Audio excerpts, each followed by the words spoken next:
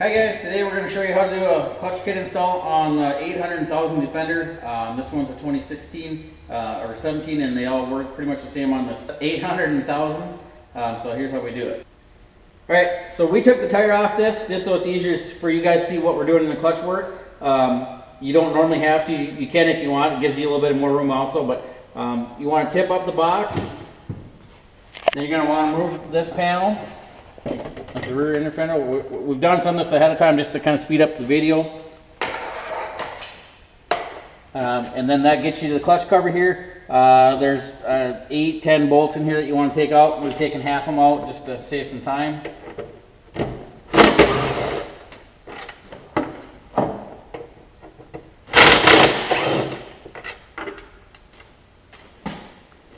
Once you get the cover off, and be careful you don't wreck it. There's a foam gasket in there, make sure you don't damage that. But that'll show you the clutches.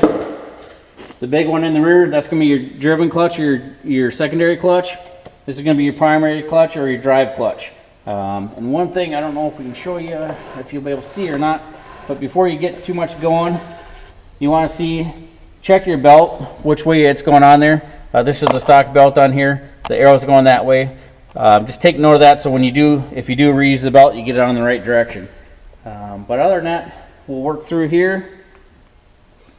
The first thing you're going to need is, this is a Can-Am holding tool. You can get this through your Can-Am dealer. We'll have the part number in the listing.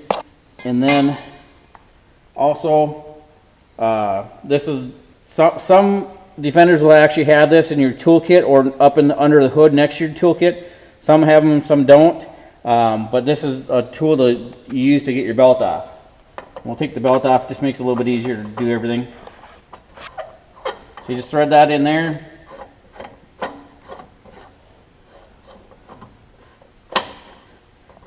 And then tighten up the bolt. And as this tightens up, it's pushing that helix in. It's letting the belt fall down in the secondary clutch and loosens it up. We don't actually have to take it all the way off for this step, being that we're pulling the primary clutch off, but it just loosens it up so we can get the clutches off easier. The belt will kind of stick down in there and hold it open, and then you got a lot of extra slack in here. So you need to take this back off. If you're on the trail and broke down and just need to change the belt, this is basically all you need to do is, loosen it up, take that belt off, put your new one on. The next step is take your tool here, and it fits in the webs of the primary and secondary clutch. And sometimes one person can hold it, sometimes it takes two to hold it in place. And then you just grab the tools. This one's a 17 millimeter. So you just break this loose. Once you get it loose, it should normally come out pretty easy. Again, this one's a 17 millimeter on this one. Just pay attention to your washer, how it comes out. There's a little flange on there, so you can see that. Just make sure however it comes off, you put it back on the correct way. And then for the primary clutch, it's 22 millimeter. You need to leave your clutch on there right now, because that locks the tool on there to keep everything moving. And then you just kind of, again, it's kind of hard to hold the tool in place and do all this, and then just turn it up. Again, once you get that one broke loose, it normally comes out pretty easily. And this one's a little bit different than a lot of the other older Can-Ams. When you pull the bolts off, these clutches will stay on. They're not spring-loaded like the old ATVs and a lot of the early UTVs. Just got to get this one all the way undone. Again, there's a washer on there. This one doesn't have the step in it, but just pay attention to it. Set that aside, and then you'll need a clutch puller, which is EPI, it's part number PCP16. You just thread that in there.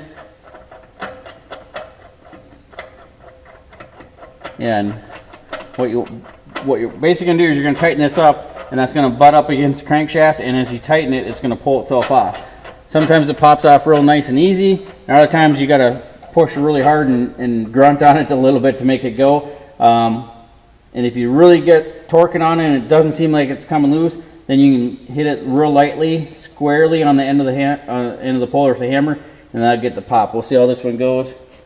It's easiest if you got a buddy that can actually hold this in place. So Justin's going to just hold it in place there. I'm going to tighten up the bolt here, and it should turn a little bit. And then once we get tight, it should pop off like that. Like I said, sometimes it'll pop off like that. Sometimes you won't.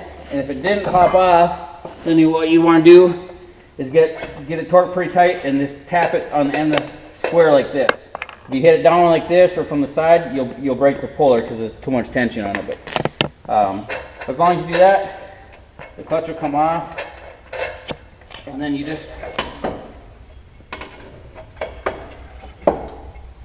take off your primary clutch, and then here the belt is off now. You can take off your secondary clutch.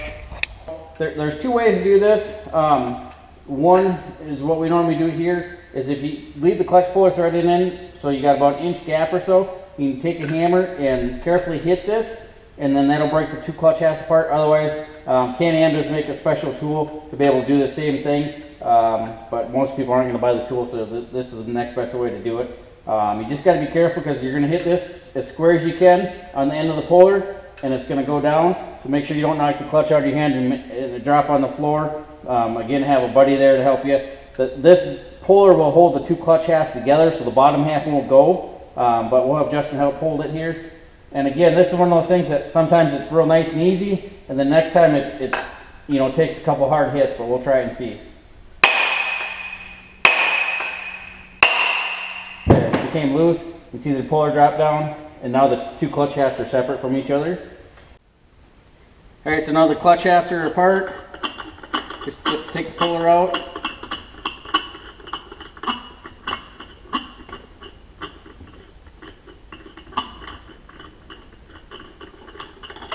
You set that aside. Now the clutch will lift up like this, and then what you want to do is you want to take a magic marker, which we've already done, and mark a 0 or an X or something on there, because you're going to take these two halves apart. You know, make sure that you get them back together the same direction they did. This one's like a brand new clutch, so it's pretty tight. Yours, if it's got miles on it, might lift out of here pretty easy. But you just got to kind of work them up. And sometimes it goes really easy, sometimes it's kind of hard. But you just kind of keep pulling up, and you just work all the way around so it stays somewhat level as you're pulling it up. Alright, so once you get to the top, you're just going to lift it up and out of there. Be really careful and pay attention, because what will happen is some of these little plastic buttons and O-rings will fall out of there. Like this one fell out as we did it. I got them laying right here. Just kind of keep track of those, make sure you don't damage them or wreck them. If the O-ring's damaged, or sometimes it gets smushed or cut, you'll have to replace those, and then also the buttons. But what this shows us is the weights. On our particular kit for this model, it doesn't change the weights, but if you needed to, you just unbolt them. There's 6 weights, and then your springs down in here.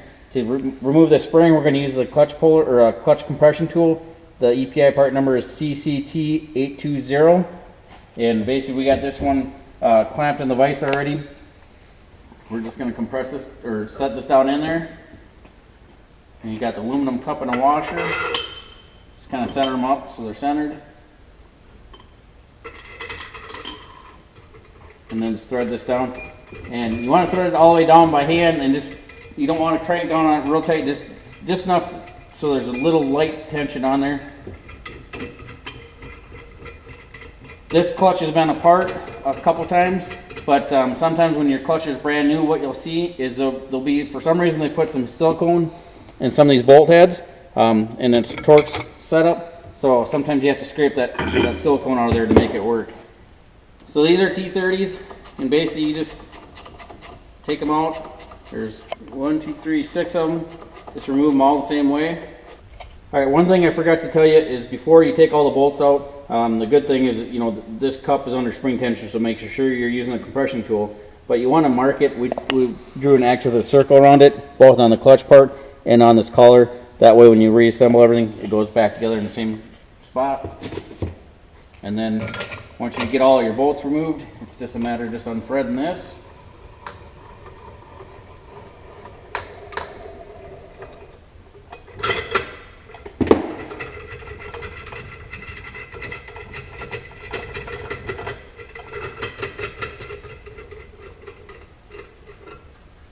and then pull this collar off, and there's your primer spring in and out.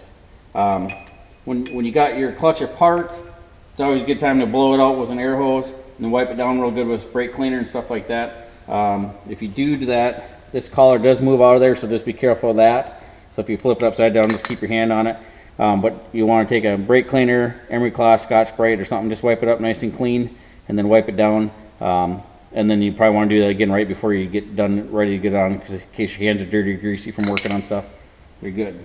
To put the spring back in, I like to wing all the weights out just so they're out of the way. You got a little more working room in there. Depending on the weights, some weights get really close in there. But you set your spring inside, make sure it's seated in there. Make sure it seats on this end, and then make sure your marks are lined up. There they go. Center the clutch on the tool.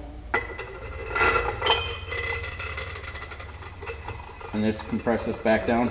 You don't want to use an impact on this. It's not designed for use with an impact. Just do everything by hand.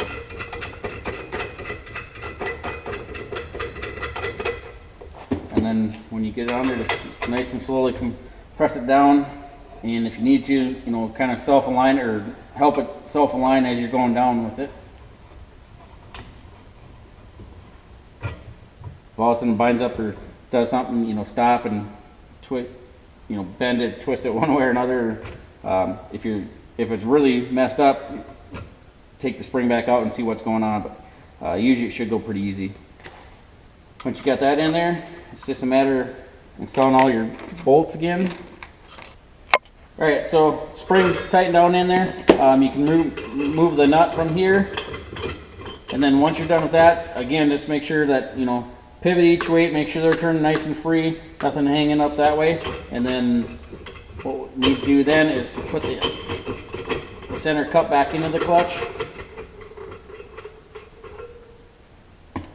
And this, sometimes it takes two people, depends on how many buttons fall out and stuff like that. I'll try to do it by myself, otherwise I might have to have Justin help me here. But again, remember, here's our X here and our X here. But before we do that, we have to make sure all these O-rings are in place and the buttons are. So like I said, sometimes it might take an extra set of hands just to be able to squeeze all these in there. Once you do that, it's just a matter of make sure you're lined up, just push them down. On a used one, this might drop right down. Usually it's kind of low tight and stuff, but it should move and just work its way most of the way down. Once you got that done, you're pretty much done. You'll set this part aside for now, and then we'll start working on the secondary clutch. This is your secondary clutch, your helix, your springs inside there. What we need to do to work on this is we got to take out these 4 bolts, and that'll let the spring and the helix come out of there, so we need a compression tool again. But one other thing you want to notice is there's an arrow here, and right on the opposite side of that is an arrow.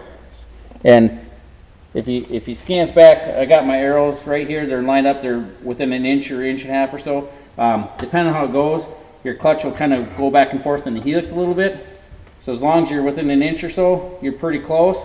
If it's half a turn off, that means you got your clutch, you know, offset too much, and you got to take it apart and reassemble it. But that's the biggest key thing there. Some of the helixes, the factory helixes, will have an X or a mark on them also, or you can mark those if you're just putting your stock helix back in.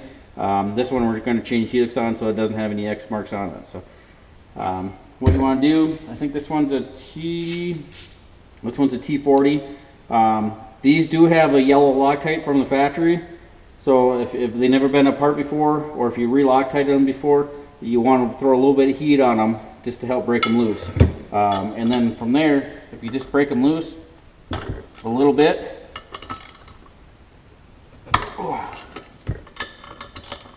break all 4 of them loose, and then once you do that, we can put in the tool. One other thing I want to show you to kind of watch and recognize before you take things apart. So let me turn it the right way here. I don't know if you can see in there, there's a brown roller, and you kind of want to make note of that, of what part of the helix that's in, because there's 2 different parts of the helix. Here's the stock helix here. Your roller will go in this one that has that little bump in there, and it rides up and down in this part. This is your shift angles. If you put it in this part of it, it's not going to work right. You're going to have all kinds of issues. So just make note of that. You'll see it when it comes apart, but I just wanted to point it out before we pull it apart. So again, we're using the clutch compression tool, the CCT820, same one we used on the primary clutch. We're just going to slide the clutch on there.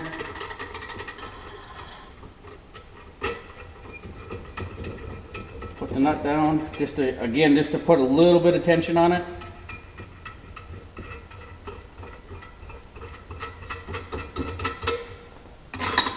Nothing crazy, just a little tension so it's holding everything in place.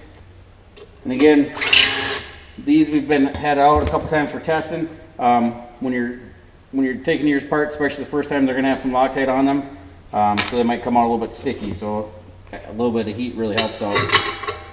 Once you get those loose, it's just a matter of unwinding the nut here, or unthreading the bolt. And as you're doing that, you'll see that the helix is coming up and out of the clutch. And it's all under spring tension, so you can't just hold it by hand and take those 4 bolts out, because otherwise the clutch will come up, hit you in the face. So, take the nut all the way off.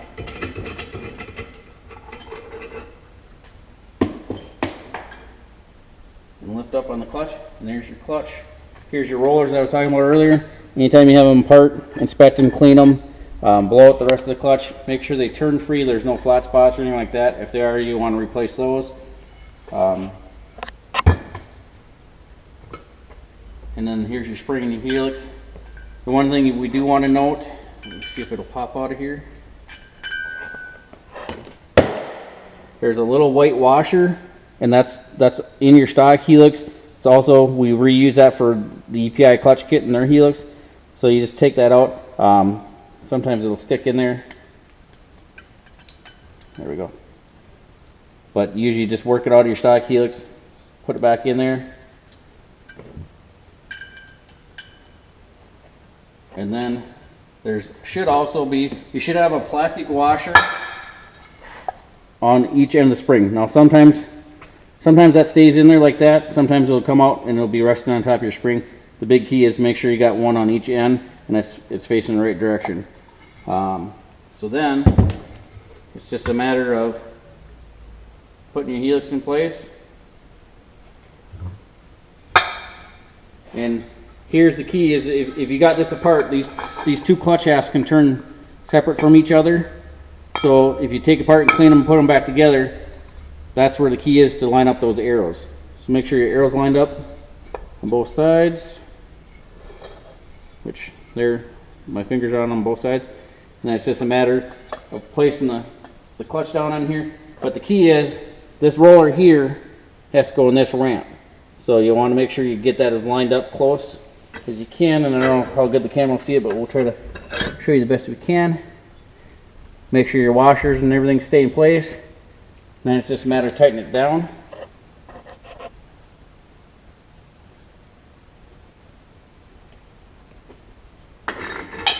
And before you set it down, you want to try to line up your bolt holes the best you can on your helix. Sometimes it's a little bit hard at first, so you can't see them at first. Just tighten it down a little bit and go.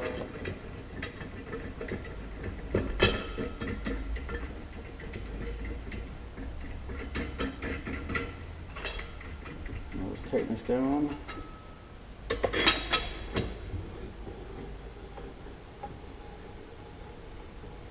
Now the one other thing to watch is that shaft, and I don't know how good you're going to see it, but the shaft, maybe I can turn this a little bit,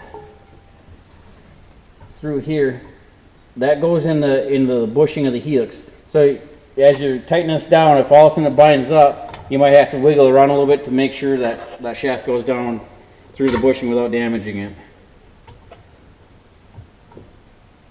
Because it should go nice and smooth. And once you get that lined up, it's just a matter of tightening it up. And then you might have to spin it around a little bit to get the bolt holes to line up where they need to be. And for some reason, if they don't, you might have to spin the half separately. But again, as long as your arrows end up within that inch or so apart, you're in the right section. So now,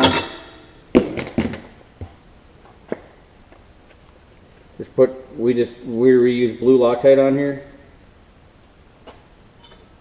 And I like to start all four before I really tighten them down much. Alright, so we got all the bolts tightened up. Again, it was 26 foot-pounds to tighten these up. Now we're back together, so we should be good. Again, once we get to this point where everything's pretty much assembled, I like to go through and clean up everything real good one more time. If it's really dirty, you can use a Scotch pad and just go like this all the way around, outside edge, and do it on both sides of the primary clutch and the secondary, and then blow it off if you want, or you can take brake cleaner or acetone on a clean rag, just wipe it down, and just keep going around and around until all of a sudden it's clean, which this one's pretty clean now. But and then you can clean up the shafts up here and stuff. Make sure that you don't lose this little washer like I just bounced off. And then you just want to gently set this in place and push down on it a little bit. It's not locked together by any means. It'll still spin freely. So just make sure when you go to pick it up that you grab it from the bottom half and you're holding both halves, otherwise you'll drop half on the floor and it'll be an expensive day for you. So now you want to throw the secondary clutch back on. And just make sure it goes on all the way. You can kind of feel it lock in. Again, when you pick up your primary clutch, make sure you're holding the bottom half of it and the top half. And just kind of gently set that on. Push it on where it's not going to fall off. And then you can hand tighten the bolts. On the secondary clutch, again, make sure you watch that step there.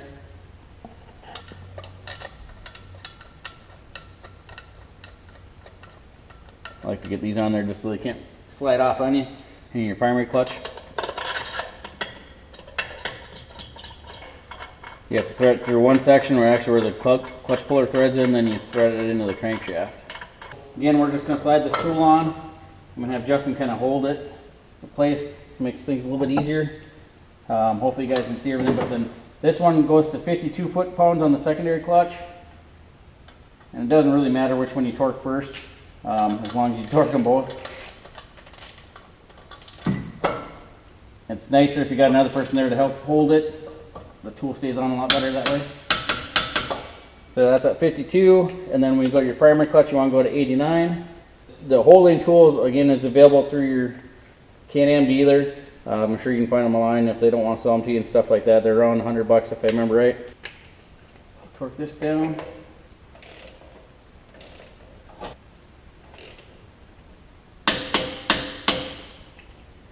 And then we're pretty much done.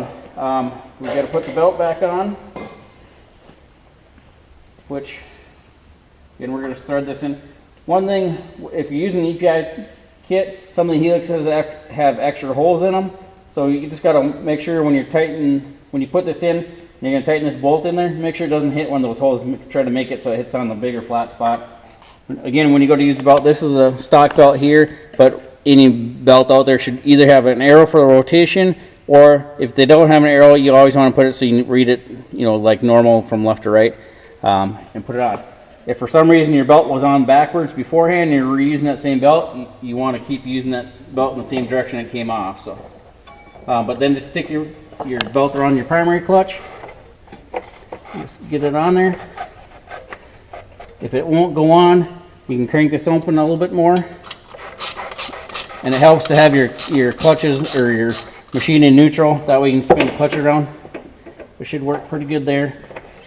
Sometimes it gets a little bit tight on the clutch cover housing and stuff like that. So if you turn it to a different direction, that might help you.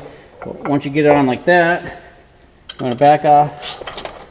But you just back that off, unthread this, and then you want to reset your belt to the neutral position. So have your machine in neutral, or just make it so you can spin it, and it should reset itself. And your belt's back to where it should be. And then it's just a matter of putting everything back together. Put your clutch cover on, put your inner fender cover on, and you're good to go. Again, we pulled the wheel off. You don't have to. Gives you a little bit of working room, but we did that more for the video so you can see better. But you should be good to go. If you have any questions, give us a call.